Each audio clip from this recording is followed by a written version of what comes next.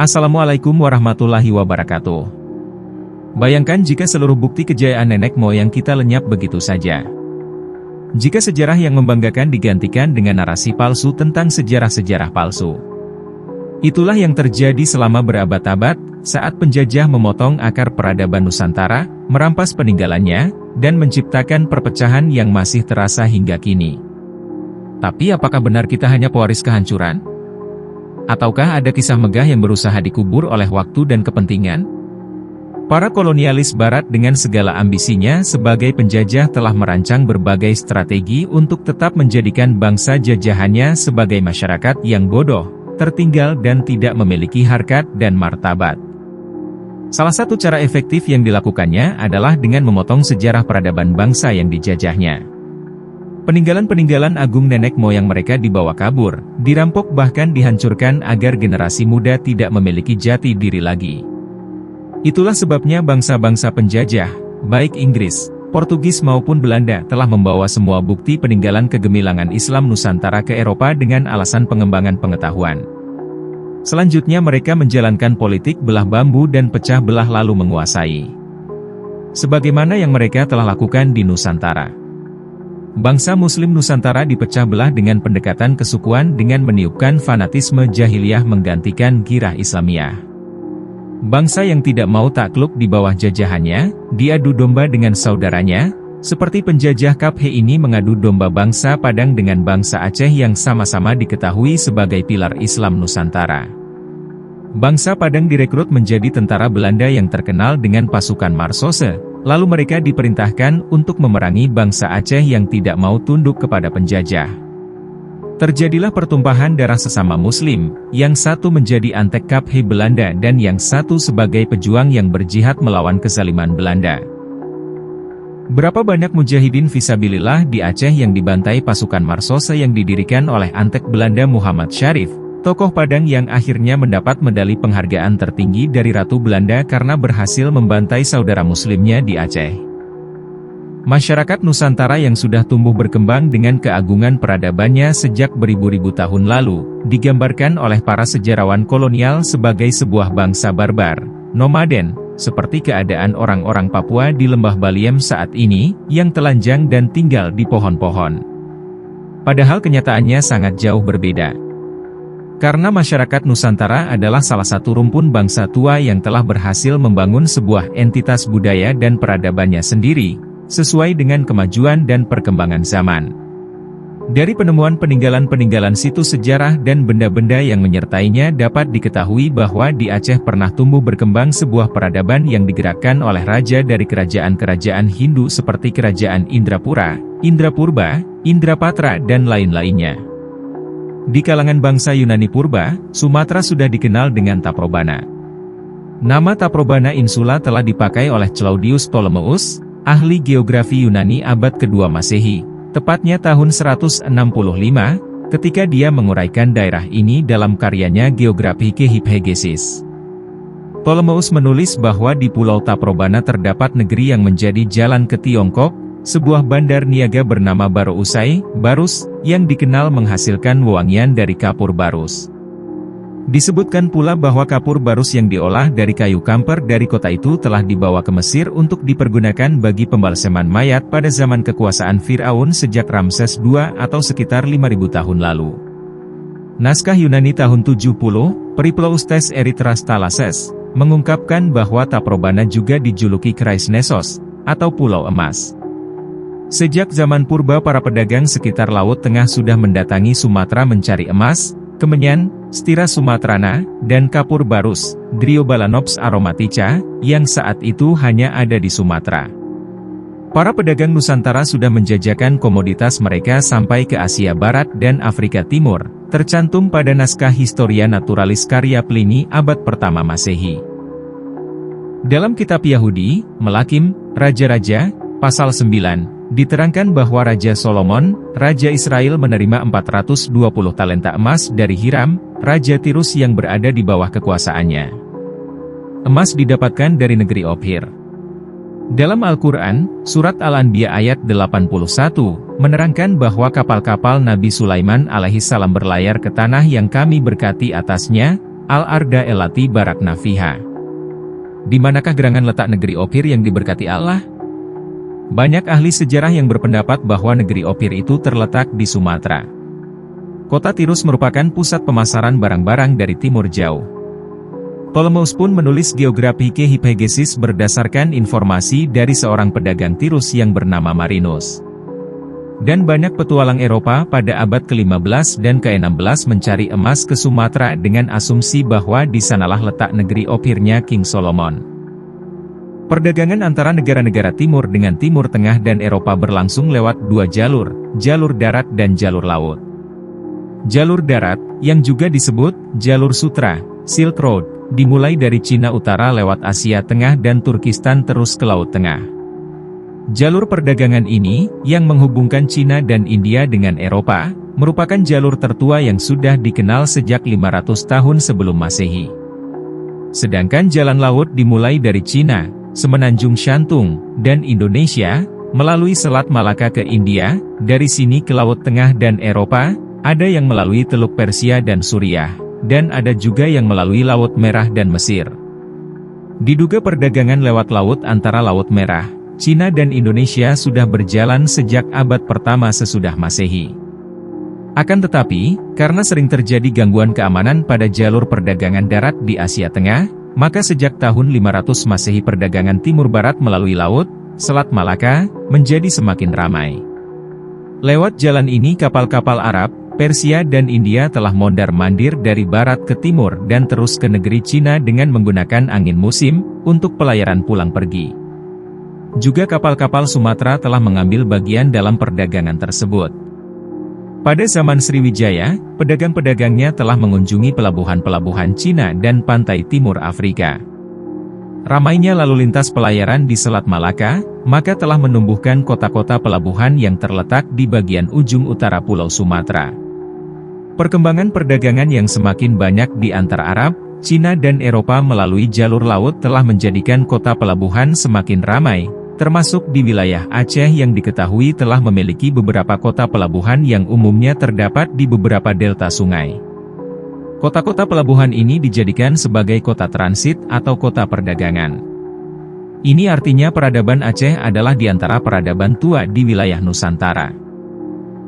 Namun belum banyak bukti yang dapat dikemukakan tentang kegemilangan masa lalu peradaban Aceh, yang menurut beberapa penelitian para ahli disebabkan oleh beberapa faktor, di antaranya, 1. Belum diadakannya penggalian terhadap situs sejarah purba secara serius dan menyeluruh akibat pertimbangan politik ataupun konflik berkepanjangan. 2. Hilangnya situs-situs penting, terutama di pinggir laut akibat terjadinya beberapa kali gelombang tsunami, sebagaimana tsunami 26 Desember 2004 lalu yang menghancurkan kota-kota purba Aceh yang umumnya di pinggir pantai yang berhadapan langsung dengan tsunami. 3. Adalah menjadi tradisi sebagian masyarakat Aceh untuk memusnahkan peninggalan sejarah apabila sudah tidak dikehendaki penguasanya. Contoh terdekat adalah pembakaran buku-buku ilmiah karya Hamzah Fansuri dan ulama aliran Wujudiyah di depan Masjid Baitur Rahman atas perintah Sultan Iskandar Sani berdasarkan fatwa Syekh Nuruddin Al-Raniri, atau pembakaran istana super megah yang didirikan Sultan Iskandar Muda, Darud Dunya akibat terjadinya pemberontakan pada masa Sultanah Inayat Shah. Dan terakhir adalah bumi hangus istana pada zaman Sultan Muhammad Daud Shah agar jangan sampai dikuasai penjajah Belanda. Keadaan revolusioner dan dinamis yang terjadi di Aceh dari waktu ke waktu sepanjang 500 tahun terakhir telah memecah konsentrasi para pemimpin dan cendekiawan Aceh dalam memelihara peninggalan sejarahnya sehingga banyak yang terbengkalai, hilang, musnah bahkan sengaja dihilangkan dengan alasan keamanan. Peneliti beberapa kali mendapatkan alasan ketakutan dari narasumber yang memiliki peninggalan berharga berupa manuskrip penting, karena jika diketahui aparat akan diambil dan mereka dituduh sebagai pemberontak atau separatis. Akibatnya banyak manuskrip-manuskrip penting peninggalan peradaban Aceh tertanam atau hilang. Namun demikian, dari sumber-sumber sekunder dapat diketahui kembali, walaupun masih tingkat awal mula, tentang sejarah kegemilangan Aceh, terutama pada masa pra-Islam. Data-data tersebut sangat penting untuk mengetahui sejauh mana tingkat peradaban dan pengetahuan masyarakat Aceh pra-Islam, baik zaman pra-Hindu-Buddha ataupun sebelumnya. Mengingat letak geografi Aceh yang strategis sebagai laluan dalam perjalanan menuju Pulau Jawa atau timur jauh lainnya dari sumber peradaban tua umat manusia, baik di sekitar Asia Tengah, Timur Tengah ataupun Afrika. Karena di Jawa atau Kalimantan banyak ditemukan peradaban manusia yang telah berusia ratusan ribu tahun. Dari sumber-sumber sekunder, sebagaimana telah disebutkan terdahulu, ternyata Aceh memiliki peranan penting dalam sejarah peradaban manusia. Salah satu bukti otentik yang tidak diragukan adalah perjalanan kapur barus yang telah menembus peradaban Yunani, Romawi sampai Mesir klasik. Produk unggulan barus Aceh ini telah menjadi komoditas primadona dunia yang tinggi nilainya, sehingga menggantarkan Aceh sebagai salah satu bagian dari kegemilangan dan ketinggian peradaban klasik pra-Islam.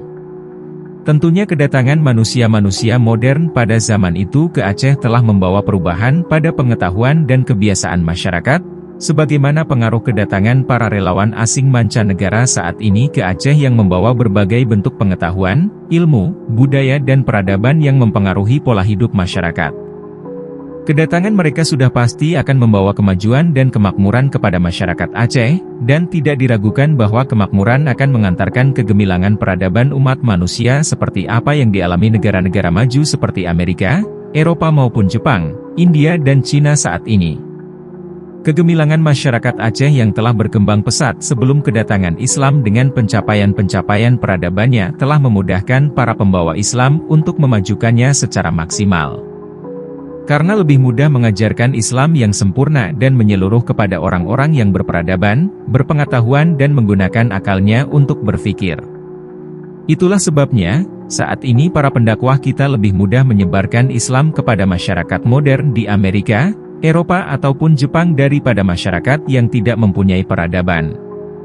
Sebagaimana tersebar cerita di kalangan pendakwah, jika di Eropa orang-orang bule cerdik pandai berlomba-lomba meninggalkan gereja dan masuk Islam karena alasan rasional dan sesuai dengan perkembangan zaman.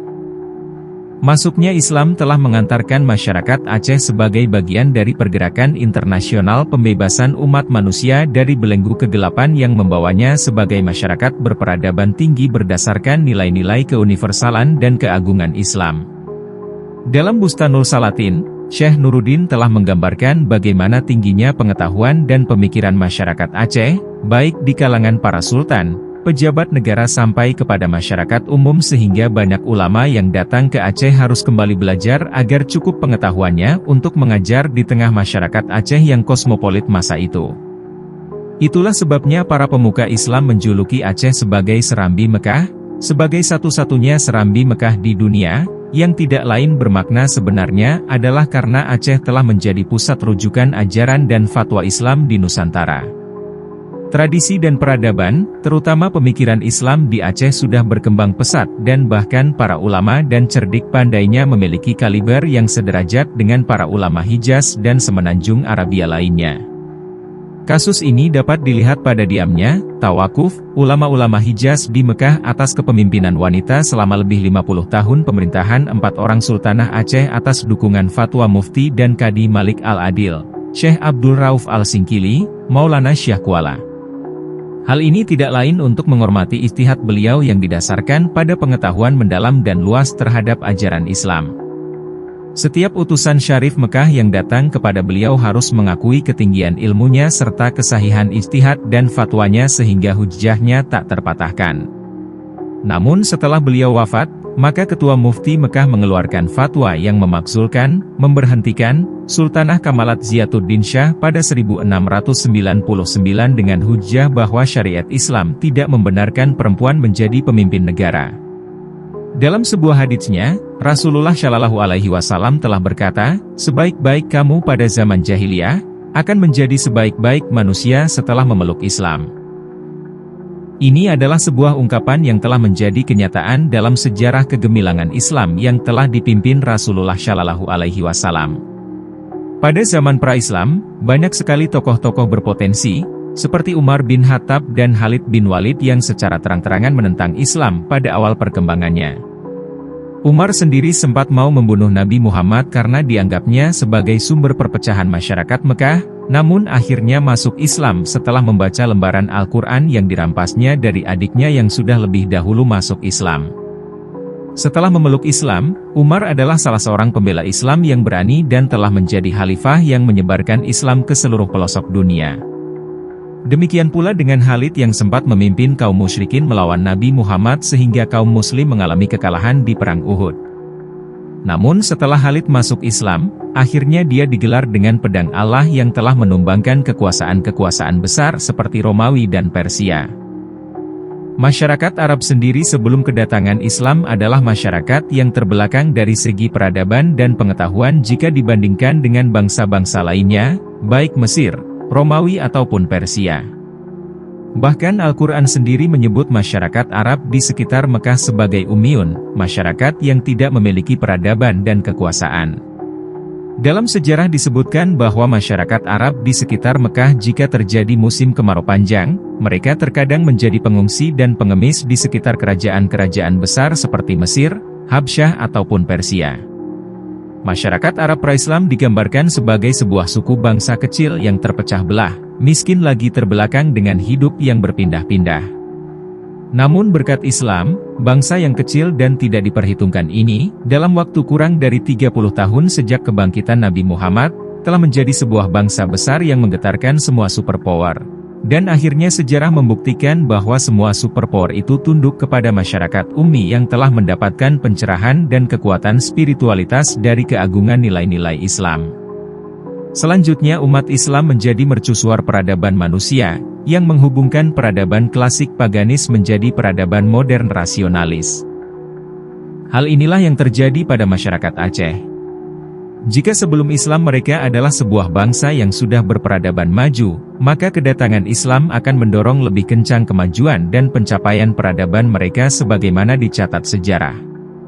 Jika sebelum Islam masyarakat Aceh hanya sebuah kerajaan-kerajaan kecil di bawah perlindungan kerajaan Hindu seperti Sriwijaya, maka setelah Islam datang menyinari masyarakat Aceh, mereka bangkit menjadi sebuah kekuatan baru yang pada akhirnya menjadi pelopor dan penggerak Islamisasi di Nusantara. Termasuk menjadi sebab utama tumbang dan lenyapnya kerajaan-kerajaan Hindu-Buddha, baik di Sumatera, Semenanjung Melayu, Kalimantan, Jawa, Sulawesi sampai ke Maluku dan Papua serta sampai di Sulu dan Mindanao yang telah mapan selama ribuan tahun. Pusat Islamisasi Nusantara Aceh digerakkan oleh kerajaan-kerajaan Islam silih berganti yang masih memiliki hubungan kekerabatan. Dimulai dari berdirinya kerajaan Islam Jeumpa pada tahun 777 Masehi oleh Sasaniyah Salman, yang dilanjutkan perannya oleh kerajaan Islam Perlak tahun 805 Masehi yang didirikan anak Raja Islam Jeumpa bernama Meurah Syarnawi dikembangkan keponakannya Maulana Abdul Aziz Shah dan keturunannya. Disambung oleh kerajaan Pasai pada abad 12 yang didirikan keturunan Raja Jeumpa dan Perlak bernama Meurah Silu atau Sultan Malik Al-Salih. Dan seterusnya yang mulai mendapat kegemilangan pada masa kerajaan Aceh Darussalam yang menggabungkan semua kerajaan Islam Aceh, menggapai puncaknya keagungannya pada zaman Sultan Iskandar Muda pada tahun 1607 sampai 1636 Masehi yang menguasai seluruh pulau Sumatera dan Semenanjung Malaya serta menjadi pelindung kerajaan-kerajaan Islam lainnya, baik di Jawa, Kalimantan, Sulawesi, Maluku sampai Sulu Mindanao. Demikian pula para Sultan Aceh ikut berperan aktif mendirikan kerajaan Islam Jawa terbesar, baik Demak, Mataram maupun Banten. Kerajaan Islam Perlak dan Pasai secara teratur dan berkala telah mengirimkan para pendakwah Islam ke tanah Jawa yang digerakkan oleh para ulama keturunan Nabi Muhammad silih berganti. Yang paling terkenal adalah sebuah gerakan Islamisasi dengan nama Wali Sembilan atau Wali Songo yang dipimpin oleh Maulana Malik Ibrahim, Syekh Maghribi, bersama beberapa keluarga dekat dan keponakannya seperti Sunan Ampel, Sunan Derajat, Sunan Bonang, Sunan Gunung Jati dan lainnya yang memiliki satu jalur keturunan dan bermuara pada Imam Ja'far Shadiq. Penaklukan mereka terhadap kerajaan Jawa Hindu Majapahit yang dominan masa itu, tidak dilakukan secara perang konfrontatif mengingat kuatnya Majapahit. Penyebaran Islam dilakukan melalui jalur perdagangan, perubahan sosial budaya, pendidikan, dakwah dan yang paling strategis melalui jalur perkawinan. Wali Songo mengawinkan Raja Majapahit terakhir, Brawijaya V dengan kader muslimah terbaiknya yang dikenal dengan nama Putri Campa, gadis cantik jelita dan cerdas, seorang puteri kerajaan Islam Jeumpa Aceh yang juga masih keponakan dari Sunan Ampel, yang ketika itu telah membuka lembaga kaderisasi dan pendidikan di Ampel Surabaya. Dari perkawinan ini lahirlah seorang putra bernama Raden Fatah, yang sejak kecil sudah diungsikan dari Istana Majapahit dan mendapat pendidikan langsung para wali Songo, dan dibesarkan dalam lingkungan pendidikan Sunan Ampel. Ketika dewasa, Raden Fatah diangkat menjadi penguasa lokal di Demak, Jawa Tengah. Setelah menggalang kekuatan dan mendapat dukungan meluas, Wali Songo memproklamirkan berdirinya Kerajaan Islam Demak dan mengangkat Raden Fatah sebagai Sultan. Sejak saat itu, dimulailah penaklukan demi penaklukan yang telah mengakhiri dominasi kerajaan Hindu-Buddha di tanah Jawa dan mulai berdiri kesultanan-kesultanan Islam. Sementara Syarif Hidayatullah, tidak diragukan berasal dari keturunan keluarga besar Kesultanan Perlak Pasai yang telah mendirikan Kesultanan Banten di Jawa bagian Barat. Pemikir Islam kontemporer Ismail R. Faruqi menjuluki Muslim Nusantara, para pejuang Aceh sebagai one of the oldest and bloodiest struggle of the Muslims have waged against Christian colonialist aggression. Salah satu rumpun bangsa yang paling pertama dan paling berdarah di antara bangsa Muslim dalam menentang agresi kaum Kristen kolonialis. Karena realitas sejarah membuktikan hampir 500 tahun lebih masyarakat Muslim Aceh di bawah kepemimpinan para sultan berperang silih berganti melawan kaum imperialis kolonialis, Kaphe, yang hendak menjajah Aceh dan menghilangkan dominasi Islam.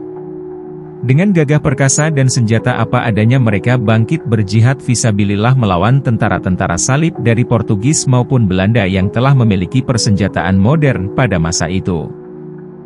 Akhirnya, sejarah kemanusiaan harus mengakui, Aceh dengan segala kegemilangan sejarah peradabannya sejak dahulu kala telah melahirkan tokoh-tokoh berkaliber dunia pada bidangnya masing-masing yang tercatat dalam tinta emas sejarah umat manusia.